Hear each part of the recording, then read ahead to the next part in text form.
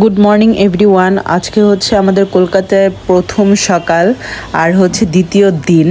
তো আমরা এখন হচ্ছে ব্রেকফাস্ট করতে ঢুকলাম।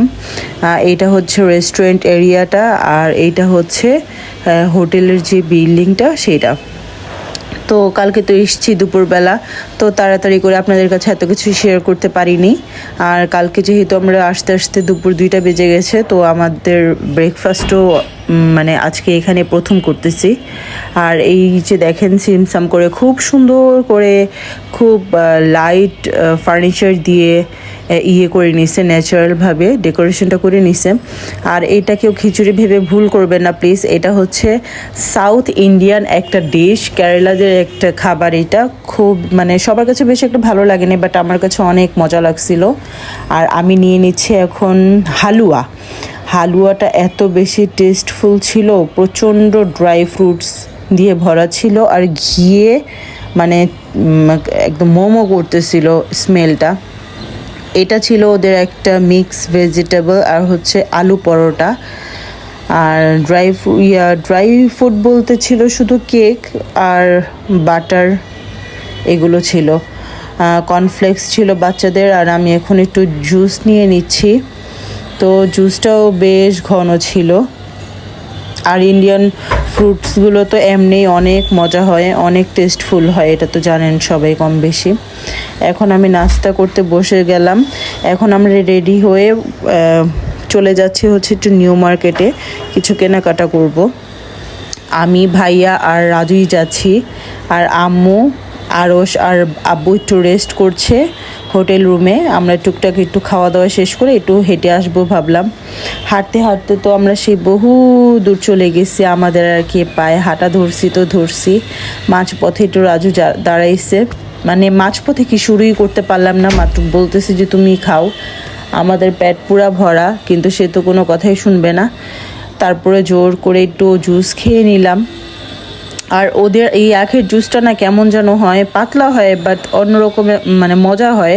সাথে ওরা সবসময় একটু পুদিনা পাতা আর লেবু ইউজ করে, তো এই কারণে একটা ফ্রেশনেস একটা ভাব আসে ইয়েটাতে, আখের জুসটাতে। আর ওদের যে মজার বিষয় যে কালারটা না, এটা সব সময় এই কলা পাতা কালারই থাকে, এটা চেঞ্জ হয় না। বাট আমাদের বাংলাদেশের কালারগুলো একটু চেঞ্জ হয়ে যায়, কেন আমি জানি না। হাঁটতে হাঁটতে অনেক দূরে ভি মার্টে চলে আসছি। এই ভি মার্টের নামটা অনেক শুনছি, কখন যে এত দূর চলে আসছি বুঝতেই পারি নাই। আমাদের যাওয়ার সময় ট্যাক্সি দিয়ে যাওয়া লাগছে। আর এখানে আমরা আবার হোটেলে চলে আসছি, এসে একটু ফ্রেশ হয়ে আবার বাহিরে ডিনার করতে চলে যাব। এই তো আমরা সব সময় ইন্ডিয়াতে আগেও বলছি ঘোরাফেরার চাইতে শপিং আর হচ্ছে খাওয়া দাওয়ার জন্যই বেশি যাই, বাট আমার শপিং দেখানোটা পছন্দ না পার্সোনালি, রাজুও পছন্দ করে না, এই জন্য দেখানো হয় না। আর এইটা হচ্ছে আমার ছেলে একটু পোজ নিল।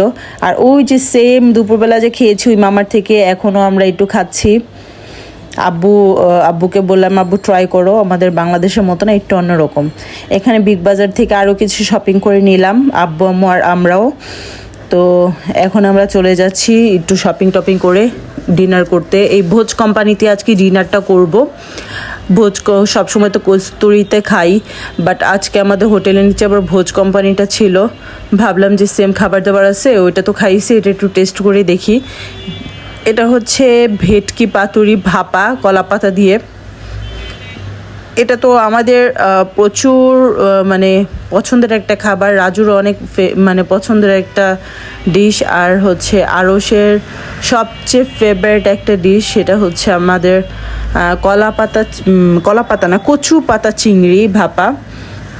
তো এইটাও আমরা নিয়ে নিছি, এখানে ভাত বেড়ে নিলাম আর ডাল অর্ডার করছি, অস্বাভাবিক মজা ছিল। তারপরে তো আমরা আরও 2টা কচুরি অর্ডার করে দিছি, কারণ যেরকম রাজু পছন্দ করে, মানে আমরা সবাই এটা পছন্দ করি, কারণ এটা হচ্ছে মশলা ছাড়া অন্যরকম একটা খাবার, অন্যরকম একটা স্মেল। এগুলো খেলে আসলে শরীরটাও খুব হালকা লাগে আর খুব ডিফারেন্স একটা মানে হেলথের জন্য খুবই ভালো। আর এই যে আমরা আমাদের মিশনে নেমে পড়ছি, এটা তো আমি আমার ছেলে সব সময় টোকায়া বেছে বেছে খেয়ে ফেলি, এই অবস্থা আর কি আমার আর আমার ছেলের। তো আল্লাহ হাফেজ, ইন্ডিয়ান ব্লগ এই পর্যন্তই, নেক্সট ব্লগে দেখা হবে।